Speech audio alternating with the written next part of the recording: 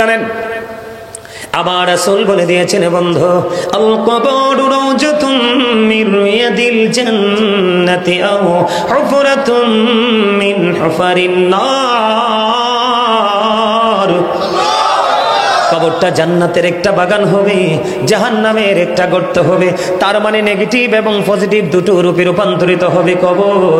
ও বন্ধু, মুমিনের কবর হবে দৈর্ঘ্যে প্রস্থে 70 গুণ প্রশস্ত, নূরের আলোয় আলোকিত হয়ে যাবে।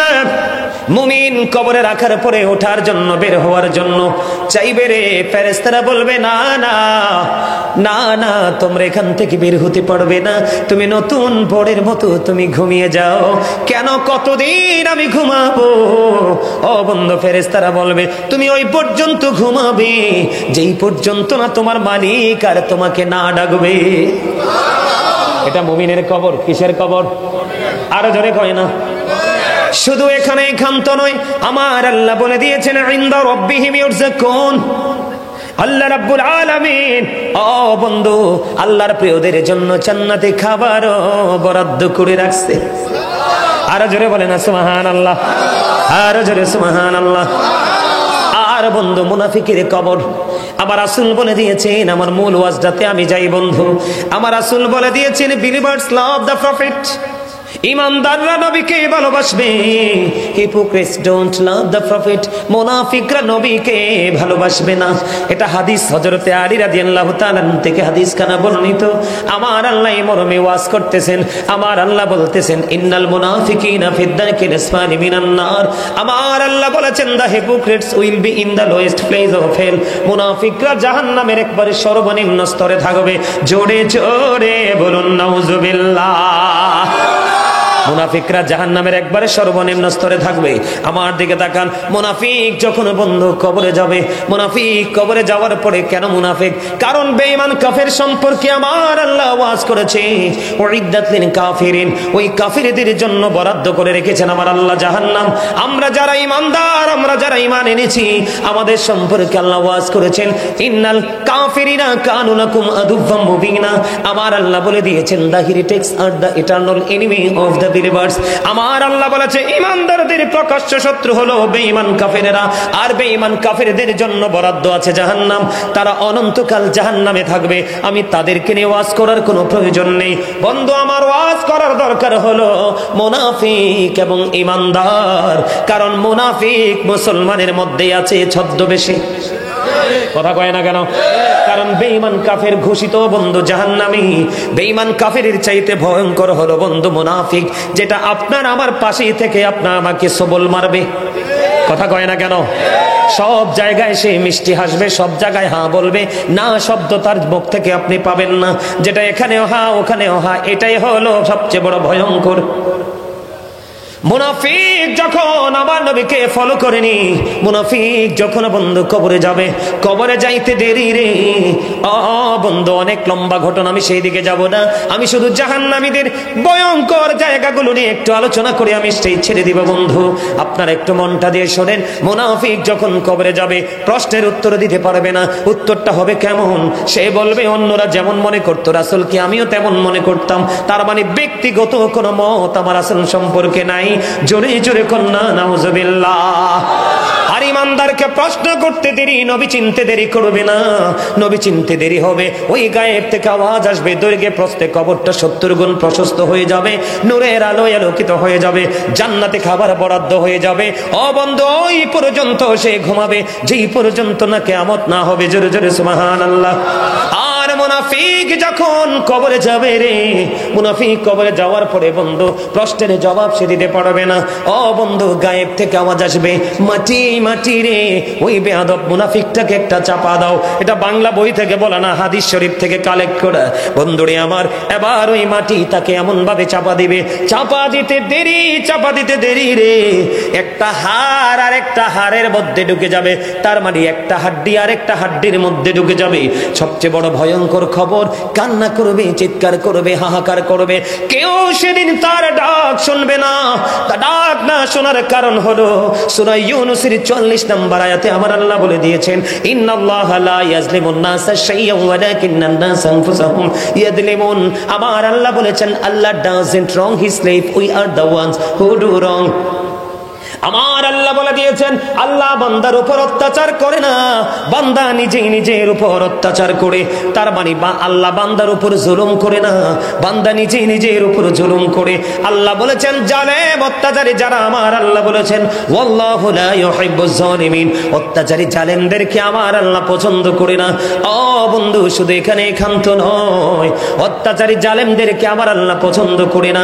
আল্লাহও বলেছেন, ওয়ামালিজ জালিমিনা মিন আনসার, জালেমরা যখন বিপদে পড়ে, অত্যাচারীরা যখন বিপদে পড়ে, আমার আল্লাহ তাদের জন্য কোনো সাহায্যকারীও রাখে না। এটা কবর থেকেই শুরু হয়ে যাবে, দুনিয়ার মধ্যেও হবে। কবরে যাইতে দেরি রে, কবরে যাইতে দেরি, মাটি তাকে চাপা দিবে, চাপা দিতে দেরি একটা হাড় আর একটা হাড়ের মধ্যে ঢুকে যাবে, কান্না করবে, চিৎকার করবে, যন্ত্রণায় পাগল পারা হয়ে যাবে। ওই যে আমার আল্লাহ বলে দিয়েছেন, তারা যখন বিপদে পড়বে আল্লাহ তাদের জন্য কোনো সাহায্যকারী রাখেনি। সবচেয়ে বড় ভয়ঙ্কর, এই দুনিয়ার মধ্যে আপনি বিপদে পড়লে কোনো সাহায্যকারী পান, অভাবে পড়লে কেউ না কেউ আপনাকে কোনো হেল্প করে। আপনি অসুস্থ হলে ডাক্তারের কাছে নিয়ে যাওয়ার জন্য কেউ না কেউ ছুটে আসে, বিপদের প্রতিকূল অবস্থাকে অনুকূলে আনার জন্য মানুষ পাগল পাড়া হয়ে যায়। ক বন্ধু বড়ুরা, আদ্রাবাসী, আমার ভাই, আমার বাবা গো, আমি আমার মা বোনদেরকে ডেকে ডেকে বলছি, হৃদয়ের জানালা খুলে তোমরা সবাই শোনো। আমার আল্লাহ জানিয়ে দিয়েছে, একটা হাড় আর একটা হাড়ের মধ্যে ঢুকে যাবে, কান্নাকাটি করবে, চিৎকার করবে, বন্ধু কেউ তোমার কান্না শুনবে না। আল্লাহ আরো বলেছেন, লা ইয়ামুতু, যতই যন্ত্রণা পাও তুমি মরতে পারবে না। আল্লাহ বলেছেন, people will not die that day, সেদিন মানুষগুলো মরতে পারবে না। আমার আল্লাহ বলেছেন, ফিহা ওয়ালা ইয়াহইয়া, people will not be able to life that day, সেদিন মানুষগুলো বাঁচতেও পারবে না। আমার আল্লাহ বলেছেন, ওমা হুমান হাবিয়া গাইবিন, people will not be able to escape that day, সেদিন মানুষগুলো সেখান থেকে অদৃশ্য হতে পারবে না। তারা মানে চাইলে দিন ওখান থেকে পালাতে পারবে না, কারণ আল্লাহ বলেছেন, ইন্না বাতশা রাব্বিকা লাশাদীদ, আল্লাহ রাব্বুল আলামিন ধরবে খুব শক্তভাবে। শুধু এখানে একান্ত নয়, এই দুনিয়াতে টাকা খেয়ে, ঘুষ খেয়ে একজন আরেকজনকে দোষারোপ করতে পারি, অন্যায় যে করে তার পানিশমেন্ট না হয়, গরিব বন্ধু সমাজের শত্রুতা করে একজন ভালো মানুষকে পাশিয়ে দেওয়া যায়, ঠিক কিনা বলেন? এই দুনিয়াতে আড়াল করা যায়, কিন্তু উপরে আপনি আড়াল করতে পারবেন না। আমার আল্লাহ আওয়াজ করতেছে বন্ধু, সূরা ইনফিতরের মধ্যে আমার আল্লাহ বলতেছেন, ওয়া ইদাল কুবুর বুসিরাত আলিমাত নাফসুম মা কদ্দামাত ওয়া আখরাত, জোরে জোরে বলুন আল্লাহু আকবার। আমার আল্লাহ বলে দিয়েছে, বন্ধু আপনি আমি পৃথিবীর মানুষ, ও বন্ধু কবরটা যেদিন ওপেনিং হয়ে যাবে, ওই দিন আপনার আমার জীবনে কে কি করেছি আর কি করিনি, কে কি করেছে আর কি করেনি, সবগুলো প্র্যাকটিক্যালি থাকবে, কাউকে দোষারোপ করেও পার পাওয়া যাবে না। এখন আপনি মনে করবেন আমল করে আপনি ফেলে দেবেন। পৃথিবীর সিসি ক্যামেরা দেখলে এত বেশি ভয় পান, আপনার আমার দুই কাঁধে দুইটা চিরস্থায়ী সিসি ক্যামেরা আছে, এটা জানেননি? কেরামান কাতিবিন, কাঁদে বসিয়া সকল কর্ম লিখিতেছে হুকুম নিয়া, আল্লাহর হুকুম নিয়া, 40 কদম হাঁটিয়া আসবিরি সজন, মুনকার নাকির হাজির হইবে রে তখন, ঠিক না ঠিক? এমনি করে করে বন্ধু জাহান্নামীদের কবর থেকে আযাব শুরু হয়ে যাবে। আমি আপনাদেরকে একটুখানি মনে করিয়ে দেই, জাহান্নামীদের আযাব কত ভয়ঙ্কর হবে। এই বড়রা আদ্রাবাসী, তোমরা হৃদয় উজাড় করে শোনো, হৃদয়ের জানালা খুলে শোনো। ও বন্ধু, দুনিয়াটা তুমি যেমনি তেমনি তুমি উপভোগ করতে পারবা, ও পারটা কি তুমি যেমনি তেমনি উপভোগ করতে পারবা না। আমি তোমাদেরকে বলে দেই বন্ধু, তুমি যে অন্যায় অপরাধ করেছো, তোমার জন্য খাবার বরাদ্দ আছে, ওই খাবারটার নাম হলো বন্ধু জাক্কুম। কে? যক্কম এত ভয়ঙ্কর, এত বিষাক্ত ফল, কাঁটাযুক্ত ফল, এটা তো বিষাক্ত। এই মুহূর্তে যদি বড় আদ্রার জমিনে যদি একটা ফোঁটা যক্কম পড়ে, এই বড় আদ্রার জমিনে যদি একটা ফোঁটা যক্কম পড়ে, গোটা পৃথিবীর মাটি বন্ধ বিষাক্ত হয়ে যাবে। কিয়ামত পর্যন্ত এই পৃথিবীতে কোনো শস্য জন্ম হবে না। এই বিষাক্ত ফল, যেই বিষাক্ত ফল এই বড় আদ্রার জমিনে পড়লে যদি আমেরিকার জমিনও বিষাক্ত হয়ে যায়, লন্ডনের জমিনও বিষাক্ত হয়ে যায়, কানাডার জমিনও বিষাক্ত হয়ে যায়, অস্ট্রেলিয়ার জমিনও যদি বিষাক্ত হয়ে যায়, ও বন্ধু গোটা পৃথিবীর মাটি যদি বিষাক্ত হয়ে যায়, ও বন্ধু এই বিষাক্ত খাবার কি খাইতে পারবেন? কথা বলেন না, খাইয়া কি জানতে পারবেন? কিন্তু আপনি খাবেন না। আপনি যদিও বলেন আপনার কর্মটা এমন করেছেন সারা জীবন, আপনি এটা খাইতেই হবে, মাস্ট বি। কিন্তু এই যে একটু আগে বললাম, বাঁচতেও পারবেন না, মরতেও পারবেন না, ওখান থেকে পালাতেও পারবেন না। শুধু এখানে এটা কোরআন থেকে প্রমাণিত বন্ধু। শুধু এখানে একান্ত নয়, শুধু এখানে একান্ত নয়, হাদিস শরীফের মধ্যে এসেছে, আপনার আমার প্রাণের রাসূল তিনি বলে দিয়েছেন, ও আমার উম্মত, ও বড় রাজার উম্মত, গোটা পৃথিবীর আমার ভাই, আমার বাবা, আমি আমার মা, আমি আমার বোনদেরকে ডেকে ডেকে বলবো, হৃদয় খুলে শোনো, হাদিস শরীফের মধ্যে এসেছে জাহান্নামীদের সাজা, জাহান্নামীদের রাজা বড় ভয়ঙ্কর। আরেকটা পাইলাম হাদিস শরীফের দিকে নজর দিয়ে, ও বন্ধু, সেটার নাম হলো তিনাতুল খাবাল। কে? ইয়া রাসূলুল্লাহ, ইয়া হাবিবাল্লাহ, নবী গো, এই তিনাতুল খাবালটা কি? আমার রাসূল বললেন, এটা আরেকটা জাহান্নামীর নিংড়ানো রক্তপুঞ্জ অথবা ঘাম। নাউজুবিল্লাহ বলবেন না? আরো জোরে বলেন। গামের গন্ধ যদি লাগে আমরা কারো পাশে বসি না। গামের গন্ধ যদি লাগে আমরা কি করি না, পোশাকটা দ্বিতীয়বার আর পরি না। আমার রাসূল বলেছেন, তুমি যদি জাহান্নামী হও, তোমার কর্ম ভালো ছিল না, তোমার জন্য জাহান্নামেও খাবার বরাদ্দ। ও বন্ধু, তিনাতুল খাবাল, পচা রক্তপুঞ্জ তোমাকে খেতে হবে। শুধু এখানেই ক্ষান্ত নয়, শুধু এখানেই ক্ষান্ত নয়, এই দুনিয়াতে মানুষ পানির তৃষ্ণা লাগলে পাগল হয়ে যায় পানির জন্য। কথা বলে না কেন? এই যে গরম একটু পড়ে কিনা, এখনই দেখবেন ফ্রিজের দাম বেড়ে যাবে, আইসক্রিমের দাম বেড়ে যাবে। কথা কয় না? কারণ গরমের কারণে মানুষ একটু পরিশ্রম করে বন্ধু, মানুষ টায়ার্ড ফিল করে, তখন অনেক বেশি ঠান্ডা খেতে চায়। কেউ ফ্রিজের পানি, কেউ টিউবওয়েলের পানি, কেউ সাপ্লাইয়ের পানি বন্ধু, কেউ বা আইসক্রিম। কিন্তু যারা পাপী হয়ে যাবে রে, পাপীদের জন্য বরাদ্দ ভয়ঙ্কর খাবার। বন্ধু, পাপীদের জন্য যে গরম পানিটা বরাদ্দ আছে, ওই গরম পানি যদি কোনো পাপীর মাথায়, যদি জাহান্নামীর মাথায় ঢেলে দেওয়া হয়, এটা পেটের মধ্যে ঢুকবে, পেটটার মধ্যে ঢুকতে দেরি, 2 রানের মধ্যখান দিয়ে ভিতর থেকে একবারে লিকুইডের মতো বের হয়ে গলে গলে বের হতে থাকবে, কান্না করতে থাকবে, চিৎকার করতে থাকবে। কেউ তোমার সে কান্না শুনবে না, কেউ তোমার কোনো সহযোগিতা করবে না। কারণ আমার আল্লাহ দুনিয়ায় তোমাকে সাবধান করেছে। আল্লাহ বলেছেন, জালেমদের কোনো সাহায্যকারী নাই, জালেমদের কোনো হেল্পার নাই। তারা যখন বিপদে পড়বে তাদেরকে সাহায্য করার জন্য কেউ এগিয়ে আসবে না। নাউজুবিল্লাহ বলবেন না? আরো জোরে বলেন না নাউজুবিল্লাহ। তাহলে আমাদের নিজের ক্যারেক্টার, নিজের চরিত্র বদলানোর দরকার আছে না নাই? বন্ধু, এখানেই শুধু ক্ষান্ত নয়, হৃদয়ের জানালা খুলে আপনারা শোনেন, ওই উত্তপ্ত হবে, গরমটা হবে, এই তাপটা কেমন হবে? জাহান্নামের আগুনটাকে আমার আল্লাহ 1000 বছর তাপ দিলেন, আগুনের রং হলো লাল। আরো 1000 বছর তাপ দিলেন, আগুনের রং হয়ে গেল সাদা। আরো 1000 বছর তাপ দিলেন, আগুনের রং হয়ে গেল বন্ধু কালো। ও বন্ধু, আগুনের রং হয়ে গেছে কালো রে। এই জাহান্নামের আগুনটা বরাদ্দ করে রেখেছে পাপীদের জন্য। জোরে জোরে কন্যা নাউজুবিল্লাহ। জাহান্নামীদের জন্য সবচেয়ে কম আযাব হলো আগুনের এক জোড়া জুতা, আগুনের একটা জোড়া জুতা পড়াইয়া দিতে দেরি, মাথার মগজটা টকবক টকবক করে উতরাইতে থাকবে ওই গোস্তের পাতিলের মতো। কিন্তু বন্ধু চিরন্তন সত্য হলো তুমি বাঁচতেও পারবা না, মরতেও পারবা না, পালাতেও পারবা না, বিপদে পড়ে আছো তুমি, কোনো সাহায্যকারীও পাবে না। জোরে জোরে নাউজুবিল্লাহ। তাহলে আমাদের কি করা উচিত? এই পাপ কাজ থেকে বেঁচে থাকার দরকার আছে না নাই? ও বন্ধু, আপনি পাপ কাজ থেকে বাঁচতে হলে সর্বপ্রথম মদিনাওয়ালাকে চিনতে হবে। মদিনাওয়ালাকে আপনি চিনতে পারলে আপনার স্টাইল, লাইফ স্টাইল চেঞ্জ হয়ে যাবে। কথা কয় না কেন? যেমন আপনার সমাজে, আমাদের সমাজে সুদ খাওয়ার লোক আছে না নাই? আরো জোরে বলেন না। আমাদের এলাকায় সুদ আছে না নাই? বড় রাদ্রার জমিনে সুদ আসেনি? সুদখোরকে ভালোবাসেন না ঘৃণা করেন? ঘৃণা করেন। যারা সুদ খায় তারা রাসূলকে ফলো করে না বলেই সুদ খায়। কথা কয় না কেন?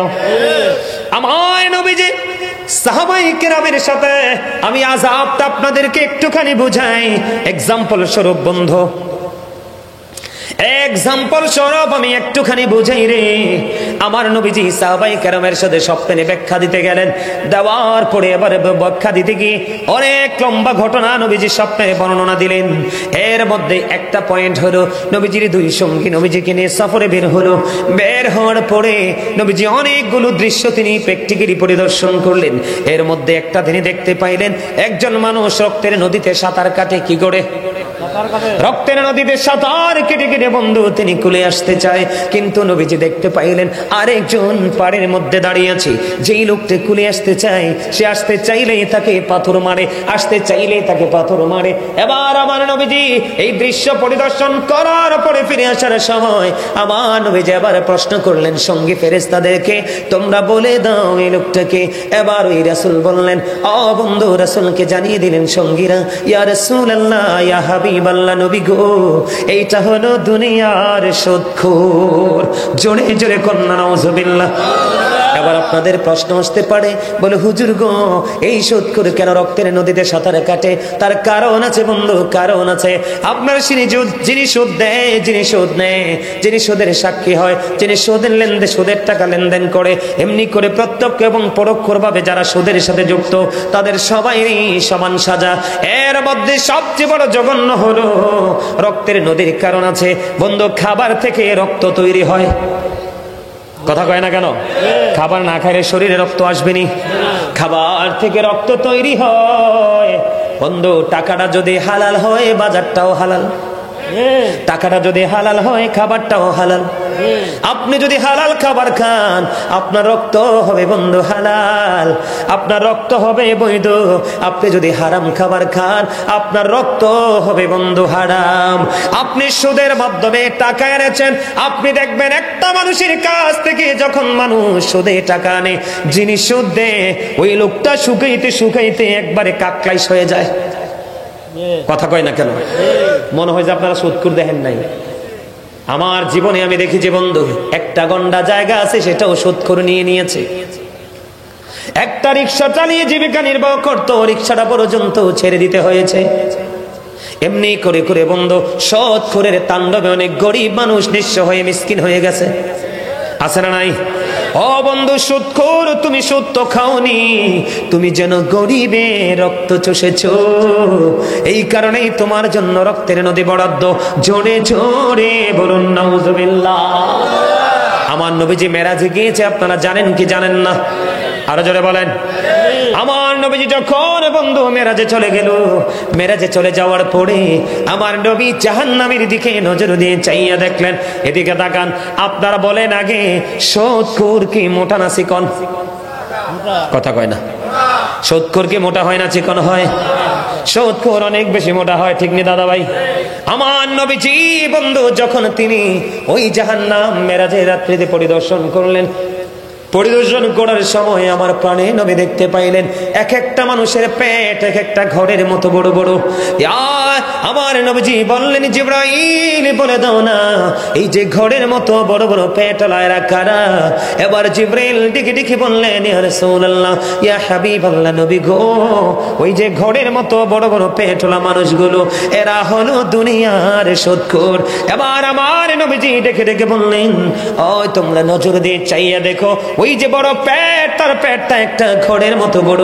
আমার নবীজি বললেন, তার পেটটার দিকে নজর দিয়ে চাইয়া দেখো, তার পেটের মধ্যে সাপ আর বিচ্ছু দেখা যায়। জোরে জোরে কন্যা নাউজুবিল্লাহ, আরো জোরে, আর একটু মহব্বতে। আবার সুদখোরকে সমর্থন করে আছে না নাই? কথা বলে না? 500টা টাকার জন্য বাজারের দিন একটা ব্যাগ বাজার করে দিবে এই জন্য, গরু বাটা দিয়েছে একটা বাঘ গোস্ত কিনে দিবে এই জন্য, অথবা অন্য কোনো সুবিধা তার পেতে পারে, ঠিক কিনা বলেন? আমার রাসূল জানিয়ে দিয়েছে হাদিস শরীফের মধ্যে এসেছে, বন্ধু তুমি একজন মানুষকে জানো তুমি জালেম, সেই মানুষের হক নষ্ট করে মানুষের সম্পদ লুটে নিয়ে খায়, মানুষের ফসল চুরি করে নিয়ে খায়, এমন তুমি দেখেছ সে ভূমিদস্যু জায়গা দখল করে নিয়ে যায়, তুমি দেখেছো আরেকজন মানুষ বন্ধু সুদ খায়, এত অত্যাচারী দেখার পরেও বন্ধু তুমি যদি তাকে দুনিয়ার স্বার্থের জন্য লোভের জন্য যদি তাকে সমর্থন করে থাকো, আমার রাসূল জানিয়ে দিয়েছে জালেমকে জেনে বুঝে যে সমর্থন করলো সে যেন মুসলমান থেকে খারিজ হয়ে গেল, সে আর মুসলমান রইল না। সুবহানাল্লাহ নি কয়? আউযুবিল্লাহ, সুবহানাল্লাহ। এবার আসেন সবচেয়ে বড় ভয়ঙ্কর যে তথ্য, যেই ব্যক্তি সুদের মাধ্যমে 1টি টাকা উপার্জন করলো সে যেন তার মায়ের সাথে 36 বার যেন জিনা করলো। আর জোরে কন্যা নাউজুবিল্লাহ। সুদখোরের কৌশল যদি জানেন আপনারা অবাক হয়ে যাবেন। মহিলার কাছে যদি কেউ টাকা হাওলাত চায়, কয় বুবু হারামও তো নাই। যদি কয় বুবু গো একটুখানি তোমাকে মাস শেষে একটু সুদের টাকা দিব, এবার দেখবেন লাখ টাকার অভাব হবে না। কথা কয় না কেন?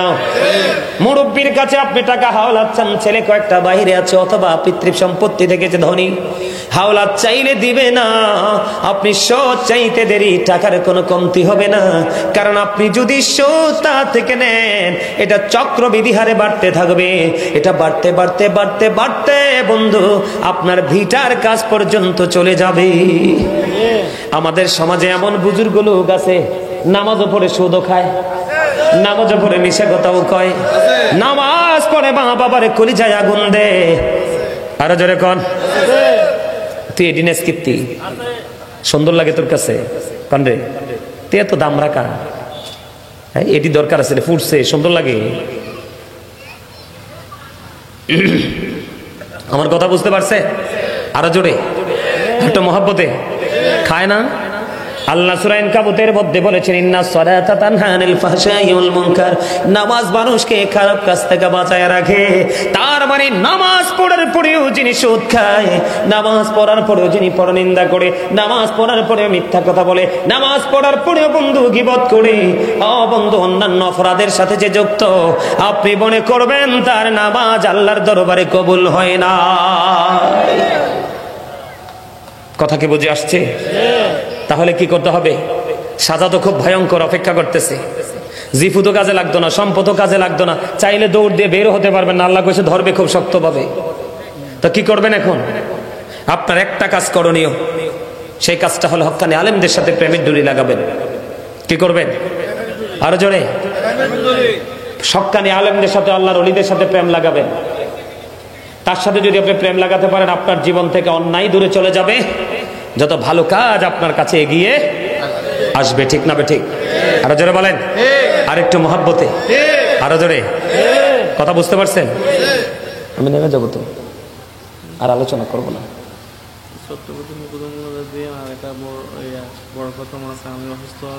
আপনার জন্য দোয়া করবো।